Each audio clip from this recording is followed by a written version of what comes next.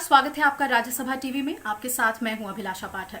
आज बुलेटिन में बात होगी देश और विदेश में फंसे भारतीय नागरिकों को उनके घर तक पहुंचाने के लिए भारत सरकार की ओर से क्या कुछ कवायदें चल रही हैं। जहां देश में सभी फंसे हुए मजदूरों को, पर्यटकों को उनके गंतव्य तक पहुंचाने के लिए विशेष रेलगाड़ियां चल रही हैं, तो दूसरी तरफ वंदे भारत मिशन का आज दूसरा दिन है। उसके तहत क्या कुछ सफलता मिली है, कितने लोग स्वदेश लौटे हैं, इसके बारे में आपको विस्तार से बताएंगे। साथ ही हम जानेंगे कि 10वीं और 12वीं बोर्ड की बची हुई परीक्षाओं का लंबे समय से इंतजार कर रहे छात्रों का इंतजार खत्म हुआ, नई तारीखों का ऐलान हो गया है। इस पर नजर डालेंगे और आपको बताएंगे कि किस तरह से औरंगाबाद में एक दर्दनाक हादसा हुआ है। 14 से ज्यादा लोगों की मौत मालगाड़ी की चपेट में आने से हुई है और इस पर एनएचआरसी ने महाराष्ट्र सरकार को नोटिस भी जारी किया है। जानेंगे हम कि स्वास्थ्य मंत्रालय और गृह मंत्रालय की ओर से क्या कुछ जानकारी हमसे साझा की गई है कोविड-19 की स्थिति को लेकर, ठीक हो रहे मरीजों को लेकर, साथ ही दवाओं और वैक्सीन को लेकर भी क्या कुछ बातें कही गई है। दुनिया पर भी नजर डालेंगे कि कोविड-19 से सबसे ज्यादा पीड़ित देश कौन है। तो आइए शुरुआत करते हैं। सबसे पहले अहम खबर।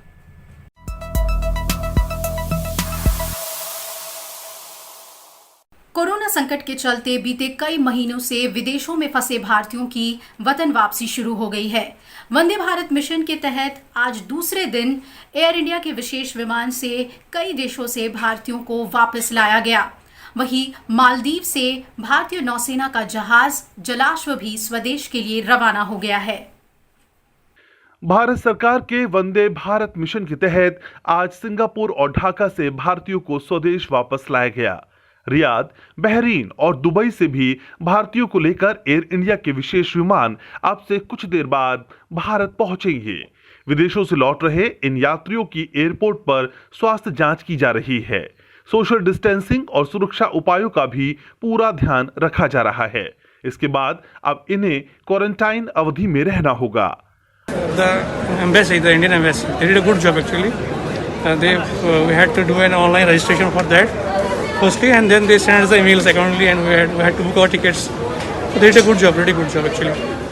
Thankful to High Commission highly, and especially Akar Joshi, who's the first secretary. He had been helping us throughout, and thank you so much for the evacuation. We were happy to reach out. आज स्वदेश वापस लौटने वाले भारतीयों की स्थिति की बात करें तो सिंगापुर से 235 भारतीयों को लेकर इंडियन एयरलाइंस का विशेष विमान दिल्ली पहुंचा। इसके बाद ढाका से 168 भारतीय छात्रों को विशेष विमान के जरिए श्रीनगर पहुंचाया गया। अब से कुछ देर बाद दुबई से 177 भारतीयों को लेकर विशेष विमान चेन्नई पहुंचेगा। वहीं रियाद से निकाले गए 145 भारतीय भी कुछ देर बाद कोझिकोड एयरपोर्ट पहुंचेंगे। मनामा से भी 177 भारतीयों को निकाला गया है। ये यात्री विशेष विमान के जरिए देर रात कोच्चि पहुंचेंगे। दुबई से एक और विशेष विमान रवाना हुआ है जिसमें 177 भारतीय सवार हैं। ये विशेष विमान देर रात 12:30 बजे के करीब चेन्नई एयरपोर्ट पर लैंड करेगा। फंसे हुए नागरिकों को चरणबद्ध तरीके से भारत वापस लाएं।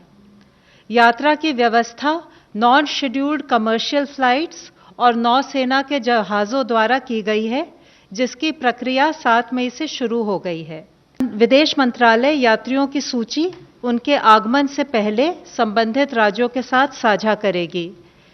इससे पहले गुरुवार रात भी आबूधाबी से 177 और दुबई से 182 लोगों की भारत वापसी हुई। इससे पहले कल आबूधाबी से कोच्चि पहुंचे लोगों में से 5 में कोरोना के संदिग्ध लक्षण दिखाई दिए। इन लोगों को आइसोलेशन वार्ड में भेज दिया गया है। इधर भारतीय नौसेना का ऑपरेशन समुद्र सेतु भी जारी है। मालदीव से तकरीबन 750 भारतीयों को लेकर आईएनएस जलाश्व भारत के लिए रवाना हो गया है। कोरोना की वजह से मालदीव में तकरीबन 2000 भारतीय फंसे थे। बाकी लोगों को भी रविवार को दूसरे जहाज के जरिए निकाल लिया जाएगा। It's very great thing that the High Commission did for us. And we don't have any issue till now. We got everything with proper guidelines, all the things done by High Commission. Hats off to them. दुनिया भर में फैले corona virus और इसकी वजह से लागू किए गए लॉकडाउन के बीच काफी बड़ी तादाद में भारतीय विदेशों में ही फंसे हुए हैं। अंतर्राष्ट्रीय उड़ान सेवाओं पर प्रतिबंध लगाए जाने की वजह से ये लोग अपने देश वापस नहीं लौट पा रहे हैं। ऐसे में भारत सरकार ने अपने लोगों को दूसरे देशों से निकालने के लिए वंदे भारत मिशन और समुद्र सेतु अभियान चलाया है। इस मिशन को चरणबद्ध तरीके से पूरा किया जाना है। 7 मई से शुरू हुआ पहला चरण 13 मई तक चलेगा। इस बीच 12 देशों से तकरीबन 15,000 भारतीयों की वतन वापसी होगी। अखिलेश सुमन, राज्यसभा टीवी। और आइए इस पर ज्यादा जानकारी के लिए रुक करते हैं विदेश मामलों के हमारे संपादक अखिलेश सुमन का। अखिलेश, जानना चाहेंगे आपसे कि दूसरा दिन है ये और अलग अलग एयरपोर्ट्स पर विदेशों से भारतीय वापस लौट रहे हैं। ऐसे में जितने भी यात्री हैं उनकी निगरानी के लिए क्या कुछ तैयारी की गई है, इंतजाम कैसे हैं वहां? निश्चित तौर पे जो लोग भी विदेश से आ रहे हैं उन्हें 2 सप्ताह के आवश्यक क्वारंटाइन में रखा जाएगा और जिस जगह पे वे उतरेंगे वहीं पे उन्हें क्वारंटाइन में रखा जाएगा। जैसे दिल्ली में कोई उतरता है तो दिल्ली में उन्हें क्वारंटाइन में रखा जाएगा, या कोच्चि में जो उतरेगा उन्हें कोच्चि में क्वारंटाइन में रखा जाएगा। और उसके बाद जब वे 2 हफ्ते क्वारंटाइन में बिता लेंगे उसके बाद वे अपने घर या किसी अन्य राज्य के अगर वे रहने वाले हैं तो किसी अन्य राज्य में वे जा सकते हैं। यही प्रक्रिया है। अखिलेश, ये भी जानना चाहेंगे कि अभी 13 मई तक वंदे भारत मिशन के तहत फंसे हुए भारतीयों को वतन वापस लाया जाएगा। अन्य किन किन देशों से भी योजना है भारतीयों को वापस लाने की, क्या कुछ जानकारी मिल पा रही है?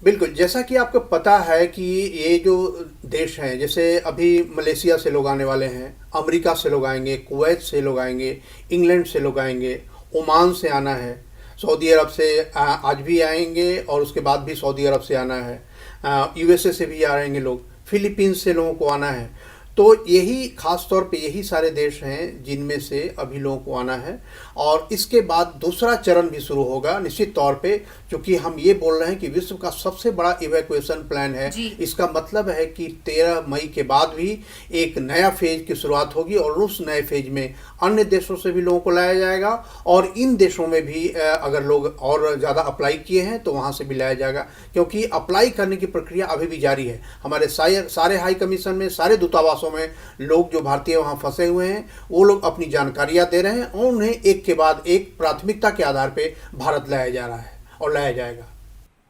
चलिए अखिलेश, बहुत बहुत शुक्रिया आपका तफसील से हमें पूरी जानकारी देने के लिए। और आइए खबरों में बढ़ते हैं आगे। गृह मंत्रालय ने आज बताया कि देश के अलग अलग राज्यों में फंसे 2.5 लाख से ज्यादा श्रद्धालुओं, छात्रों, मजदूरों और पर्यटकों को उनके घर पहुंचाया जा चुका है। इसके लिए रेलवे ने 222 विशेष गाड़ियां चलाई। अब भारत सरकार विदेशों में फंसे भारतीय नागरिकों को वापस लाने की कोशिशों में जुट गई है। गृह मंत्रालय ने बताया कि विदेशों में फंसे भारतीयों को वापस लाने के लिए नॉन शेड्यूल्ड कमर्शियल फ्लाइट्स और नौसेना के जहाजों का इस्तेमाल किया जा रहा है। ये प्रक्रिया शुरू हो गई है और इसके लिए विदेशों में फंसे भारतीयों को संबंधित भारतीय दूतावास और उच्चायोग में अपना पंजीकरण कराना होगा। इन लोगों में गर्भवती महिलाएं, छात्रों, वीजा अवधि समाप्त होने वाले व्यक्तियों और मेडिकल इमरजेंसी वाले व्यक्तियों को प्राथमिकता दी जाएगी। ऐसे व्यक्तियों को भारत वापस आने पर अनिवार्य रूप से 14 दिन क्वारंटीन में रहना होगा। साथ ही सभी लोगों को आरोग्य सेतु ऐप पर खुद को रजिस्टर कराना जरूरी होगा। विदेशों में फंसे भारतीय संबंधित भारतीय दूतावास और उच्च आयोग में अपना पंजीकरण कराएंगे। गर्भवती महिलाएं, छात्र, वीजा अवधि समाप्त होने वाले व्यक्ति, मेडिकल इमरजेंसी केसेस इत्यादि को यात्रा में प्राथमिकता दी जाएगी। बोर्डिंग से पहले यात्रियों की स्क्रीनिंग की जाएगी। केवल एसिम्प्टोमेटिक यात्रियों को ही यात्रा की अनुमति होगी। यात्रा के दौरान सिविल एविएशन और हेल्थ के प्रोटोकॉल्स का अनुपालन करना होगा। बोर्डिंग के पहले सभी यात्री अंडरटेकिंग देंगे कि वे भारत में आगमन पर 14 दिनों तक न्यूनतम अवधि के लिए अपने खर्चे पर अनिवार्य इंस्टीट्यूशनल क्वारंटाइन में रहेंगे। गंतव्य पर पहुंचकर सभी की मेडिकल जांच की जाएगी और सभी को आरोग्य सेतु ऐप पर अपने आप को रजिस्टर करना होगा। अगर कोई यात्री सिम्टोमेटिक पाया जाता है, उन्हें हेल्थ प्रोटोकॉल के अनुसार मेडिकल फैसिलिटी में पहुंचाया जाएगा। बाकी यात्री इंस्टीट्यूशनल क्वारंटाइन में पहुंचाए जाएंगे। 14 दिन के इंस्टीट्यूशनल क्वारंटाइन के बाद इनका दोबारा कोविड टेस्ट किया जाएगा और स्वास्थ्य प्रोटोकॉल के अनुसार अग्रिम कार्यवाही की जाएगी। इंस्टीट्यूशनल क्वारंटाइन की व्यवस्था संबंधित राज्य या केंद्र शासित प्रदेश की सरकार की करेगी। केंद्रीय स्वास्थ्य मंत्री डॉक्टर हर्षवर्धन ने कहा है कि अन्य देशों के मुकाबले भारत कोविड-19 से निपटने के मामले में बेहतर स्थिति में है। अभी हर दिन कोविड-19 के मरीजों के 95,000 टेस्ट किए जा रहे हैं और इस तरह अब तक पूरे देश में 14 लाख से ज्यादा कोविड-19 के टेस्ट हो चुके हैं।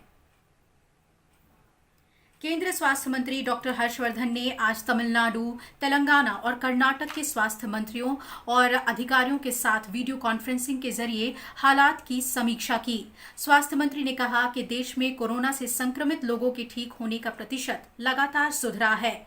उन्होंने कहा कि फिलहाल पूरे देश में कोरोना के 56,342 मामले दर्ज किए गए हैं। वहीं कोरोना की वजह से 1,886 लोगों की मौत हुई है, जबकि 16,540 से ज्यादा लोग ठीक होकर अपने घर चले गए हैं। स्वास्थ्य मंत्री ने कहा कि देश में कोरोना की वजह से मरने वालों का दर 3.3% है। उन्होंने बताया कि देश भर में 821 कोविड-19 को समर्पित हॉस्पिटल हैं, जहां 1.5 लाख से ज्यादा बेड की व्यवस्था है। वहीं देश भर में 1,898 कोविड हेल्थ सेंटर्स हैं, जहां 1,19,000 अतिरिक्त बेड की व्यवस्था है। स्वास्थ्य मंत्री ने यह भी कहा कि देश भर में 7,607 क्वारंटीन सेंटर्स बनाए गए हैं और इस दौरान डॉक्टर हर्षवर्धन के साथ केंद्रीय स्वास्थ्य राज्य मंत्री अश्विनी कुमार चौबे भी मौजूद रहे। स्वास्थ्य मंत्री लगातार अलग अलग राज्यों के स्वास्थ्य मंत्रियों से वीडियो कॉन्फ्रेंसिंग के जरिए हालात की समीक्षा कर रहे हैं और कोरोना वायरस से निपटने के लिए उन्हें सुझाव और निर्देश भी दे रहे हैं। So I am happy that you have already developed testing facilities in 52 labs, and then you have I could appreciate that you have already got 29,395 COVID-19 beds and 2,209 ICU beds also. I know I am just highlighting some of these features, and I have been told that there are only right now there are only 2 districts. This is Shivaganga and Erode, which are not reporting cases for 14 and 21 days. वहीं स्वास्थ्य मंत्रालय ने आज जानकारी दी कि अभी तक 16,540 लोग कोरोना वायरस से मुक्त हो चुके हैं, जबकि 37,960 लोग एक्टिव सुपरविजन में हैं। पिछले 24 घंटे में 3,390 मामले कोविड-19 के दर्ज किए जा चुके हैं और इसके साथ ही 1,273 लोग अब ठीक हुए हैं पिछले 24 घंटे में। देश में कोरोना के मामले तेजी से ठीक हो रहे हैं और रिकवरी रेट बढ़कर 29.36% हो गया है। इस तरह कोरोना के हर 3 में से 1 मरीज ठीक हो रहे हैं। स्वास्थ्य मंत्रालय के मुताबिक 216 जिले में कोई केस दर्ज नहीं किया गया है और 42 जिलों में पिछले 28 दिन से कोई नया मामला सामने नहीं आया है। पिछले 24 घंटे में अगर हम देखें तो पाते हैं कि कंफर्म केसेस की संख्या में 3,390 केसेस का इंक्रीज नोट किया है, पर साथ ही 1,273 पेशेंट्स क्योर भी हुए हैं। इस तरीके से हम देखते हैं कि क्योर पेशेंट की संख्या में लगातार वृद्धि हो रही है, जो कि एक पॉजिटिव न्यूज़ है। हमारी रिकवरी परसेंटेज देखें तो वह अभी 29.36% हो चुकी है, यानी कि अब तक हॉस्पिटलाइज हुए पेशेंट में से लगभग हर 3 में से 1 पेशेंट रिकवर क्योर हो चुका है और यह रिकवरी रेट, जैसे कि हम बताते रहे हैं, लगातार बढ़ रहा है।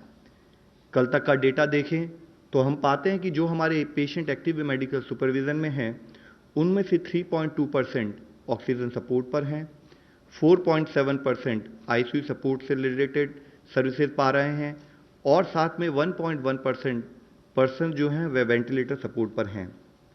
हमारे कंट्री में अगर हम देखें तो पाते हैं कि 216 जिले ऐसे हैं जहां पर कोई केस रिपोर्ट नहीं हुआ है।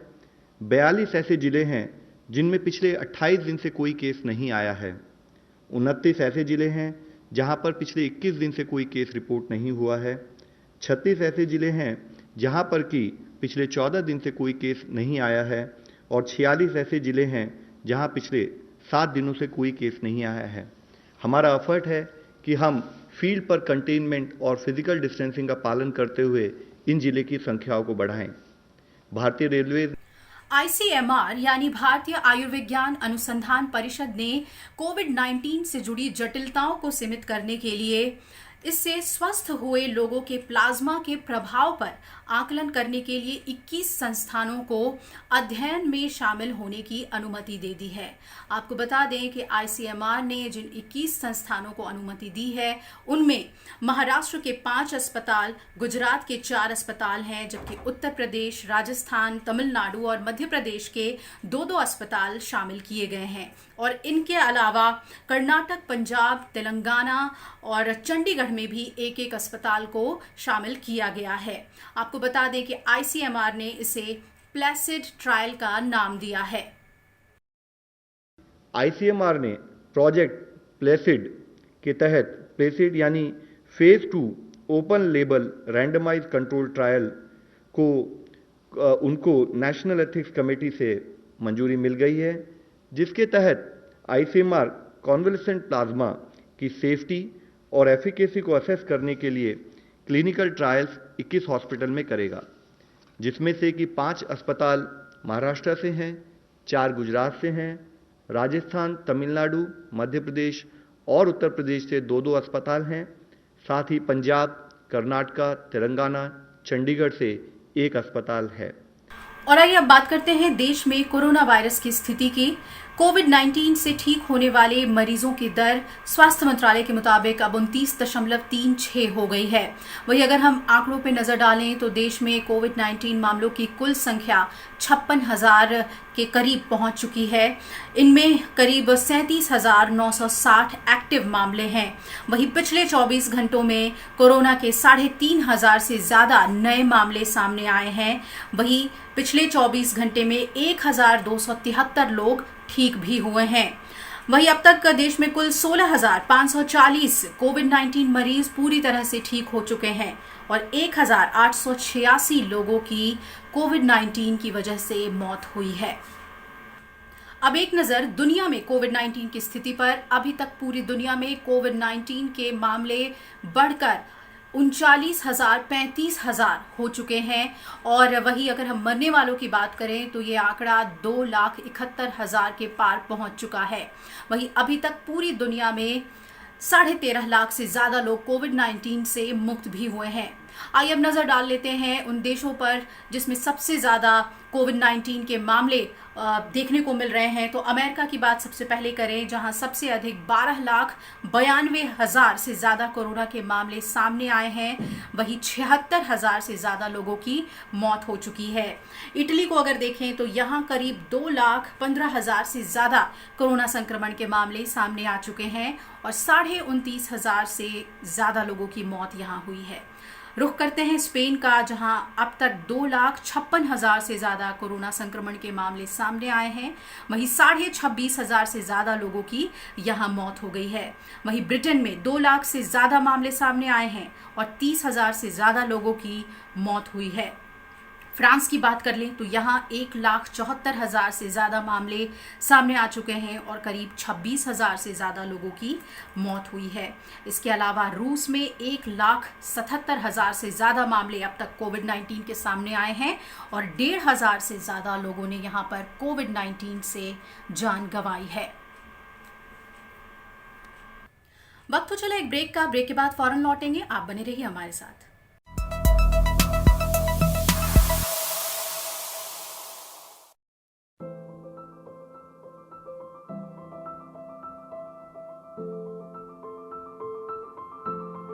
कोरोना वायरस क्या है? कोरोना वायरस एक ऐसा वायरस समूह है जो जानवरों या मनुष्यों में बीमारी फैला सकता है।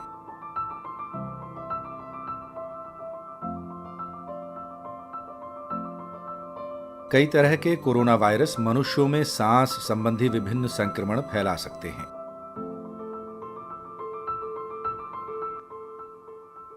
मसलन सामान्य सर्दी या फिर गंभीर बीमारियां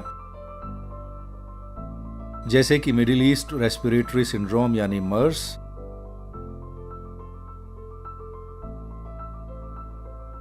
और सीवियर एक्यूट रेस्पिरेटरी सिंड्रोम यानी सार्स।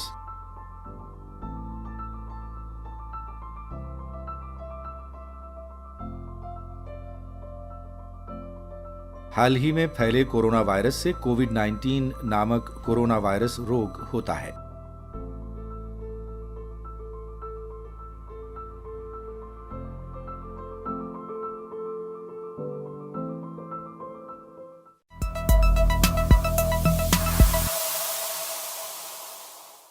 ब्रेक के बाद स्वागत है आपका। आइए रुक करते हैं अगली खबर का। कोविड-19 के खिलाफ संसद का उच्च सदन अपनी महत्वपूर्ण भूमिका अदा कर रहा है। इस कठिन समय में राज्यसभा ने अपने खर्चों में कमी लाने का निश्चय किया है। राज्यसभा से खास बातचीत में राज्यसभा के महासचिव देश दीपक वर्मा ने सचिवालय के खर्च में कमी को लाने की योजना पर विस्तार से बात करते हुए कोविड-19 के खिलाफ लड़ने की प्रतिबद्धता को दोहराया। राज्यसभा टीवी से खास बातचीत करते हुए राज्यसभा महासचिव देश दीपक वर्मा ने बताया कि कोविड-19 के कठिन वक्त के बीच राज्यसभा अपना योगदान देने के लिए तैयार है। उन्होंने चालू वित्त वर्ष में बचत के लिए चिन्हित क्षेत्रों पर प्रकाश डालते हुए कहा कि इस प्रक्रिया के जरिए 80 करोड़ रुपए से ज्यादा की बचत की उम्मीद है। इस बचत के लिए कार्य योजना की रूपरेखा उपराष्ट्रपति और राज्यसभा के सभापति एम वेंकैया नायडू की अध्यक्षता में राज्यसभा सचिवालय की बैठक में तैयार की गई थी। You see, the first point on the agenda was regarding the austerity measures. As you are aware that during these COVID-19 days, the country is strained for resources. So we have to cut our corners so as to generate more and more resources. So we concentrated on what could be the savings on different items, and we especially chose those items which could be deferred or which we thought that were the unproductive expenses. And we have identified items worth about 60 crores which we would be deferring in this year, and we are trying to reach the target of about 84 crores, 80 to 85 crores, which we will be doing the next phase of exercise. So about 60 to 65 crores that has been identified that we will be able to save during the year. Rajya Sabha महासचिव ने संसदीय बैठकों में खर्च में कटौती के लिए किए जाने वाले उपायों की भी चर्चा की। उन्होंने ये भी बताया कि राज्यसभा के कुछ सदस्यों का कार्यकाल समाप्त होने के बाद सचिवालय ने 8 समितियों के अध्यक्षों के रिक्त पदों को भरने के लिए भी प्रक्रिया शुरू कर दी है। कृति मिश्रा, राज्यसभा टीवी।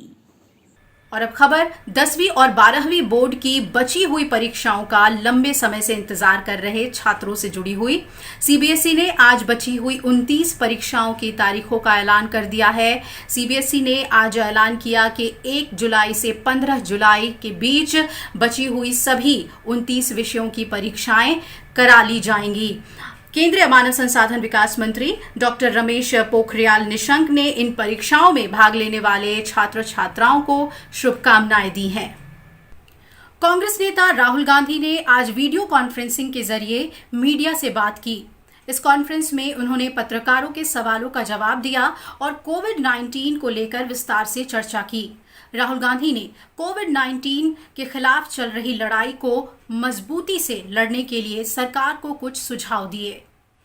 कांग्रेस नेता राहुल गांधी शुक्रवार को वीडियो कॉन्फ्रेंसिंग के जरिए मीडिया से मुखातिब हुए। उन्होंने कहा कि कोविड-19 दुनिया के लिए एक गंभीर चुनौती है और इससे मिलकर ही लड़ा जा सकता है। उन्होंने माना कि ये समय निंदा करने का नहीं है, बल्कि इस वक्त हमें लॉकडाउन खोलने के तरीकों पर विचार करना चाहिए।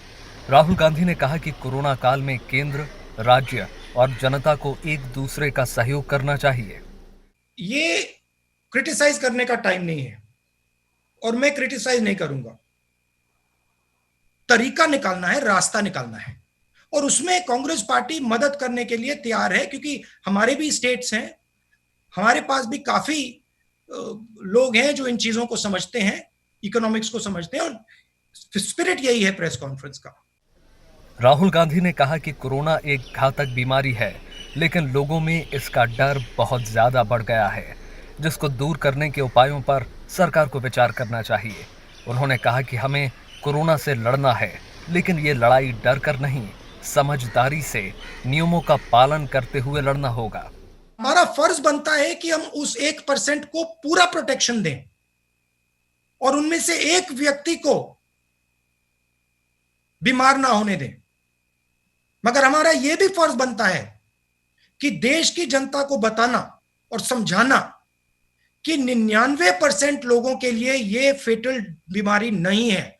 यह प्रधानमंत्री को बहुत अग्रेसिवली करना चाहिए, हम सबको बहुत अग्रेसिवली करना चाहिए, क्योंकि आज हिंदुस्तान में, बाकी दुनिया में डर का माहौल है, और अगर हम लॉकडाउन को हटाना चाहते हैं, डर के माहौल को मिटाना ही पड़ेगा, नहीं तो आप सब कुछ खोल दो, कोई बाहर नहीं आने वाला है। राहुल गांधी ने प्रेस कॉन्फ्रेंस के दौरान देश में रोजगार के वर्तमान हालात पर अपनी चिंता जाहिर की। उन्होंने कहा कि देश की अर्थव्यवस्था को फिर से तेजी देने के लिए गंभीर प्रयासों की जरूरत है। Bureau report, Rajya Sabha TV. Aurangabad में मालगाड़ी की चपेट में आने से आज 15 लोगों की दर्दनाक मौत हो गई और 2 लोग गंभीर रूप से घायल हुए हैं। यह हादसा उस वक्त हुआ जब कुछ मजदूर रेल पटरी के सहारे जालना से भुसावल की ओर जा रहे थे और थकान की वजह से ये मजदूर पटरी पर ही सो गए थे। उपराष्ट्रपति एम वेंकैया नायडू ने इस हादसे पर गहरा दुख जताया है। उपराष्ट्रपति ने ट्वीट करके कहा कि औरंगाबाद रेल दुर्घटना से मजदूरों की असामयिक मृत्यु से स्तब्ध हूं। मेरी संवेदना शोकाकुल परिवारों के साथ है। उपराष्ट्रपति ने दुर्घटना में घायल लोगों के जल्द स्वस्थ होने की प्रार्थना भी की। वहीं प्रधानमंत्री नरेंद्र मोदी ने भी हादसे पर गहरा दुख जताया है। प्रधानमंत्री ने रेल मंत्री पीयूष गोयल से बात की है। रेल मंत्री पीयूष गोयल ने हादसे की जांच के आदेश दे दिए हैं। साथ ही घायलों को औरंगाबाद सिविल अस्पताल में भर्ती करा दिया गया है। आपको बता दें कि मृतकों के परिवारों को महाराष्ट्र सरकार ने 5-5 लाख रुपए की राहत राशि देने का ऐलान कर दिया है, जबकि मध्य प्रदेश के मुख्यमंत्री शिवराज सिंह चौहान ने भी मृतकों के परिवारों को 5-5 लाख रुपए देने की घोषणा की है।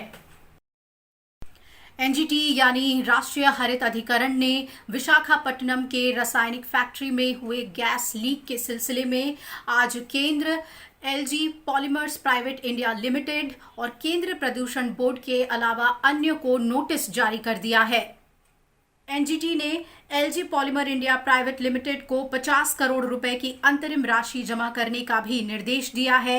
पीठ ने कहा है कि ये राशि कंपनी के वित्तीय मूल्य और उससे हुई क्षति की सीमा के संबंध में तय की जा रही है।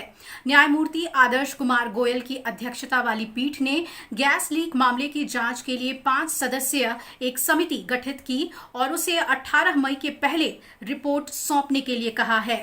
इस बीच आंध्र प्रदेश के विशाखापट्टनम की एलजी पॉलीमर इंडस्ट्री में एक बार फिर से गैस लीक होने की खबर का राष्ट्रीय आपदा प्रतिक्रिया बल के महानिदेशक एसएन प्रधान ने खंडन किया है। उन्होंने कहा कि मीडिया में फिर से गैस लीक होने की खबर सामने आई है, लेकिन ऐसा हुआ नहीं है। कोई सेकंड लीकेज नहीं हुआ है। ये जो प्रोसेस है इसको न्यूट्रलाइज करने की, उस प्रोसेस में थोड़े फ्यूम्स निकलते हैं, वो आगे भी थोड़े बहुत निकलेंगे। वो बहुत ही मिनिमल होता है, वो कैंपस के अंदर ही, वो जो साइलो है उसके आसपास ही रहता है। हवा से स्मेल ज़रूर जाता है, उससे ये आकलन कर लेना कि सेकंड लीकेज हुआ है सरासर गलत है। और इसके साथ इस बुलेटिन में फिलहाल इतना ही, लेकिन राज्यसभा टीवी की ओर से हम आपसे अपील करना चाहेंगे कि अगर आप कहीं फंसे हुए हैं तो कृपया करके प्रशासन को सूचित करें और उनसे संपर्क करके ही अपने घर लौटने का रास्ता अपनाएं। कोई भी ऐसा काम ना करें जिससे आपकी जान को खतरा हो, कोई भी जोखिम ना उठाएं। अपना ख्याल रखें। नमस्कार।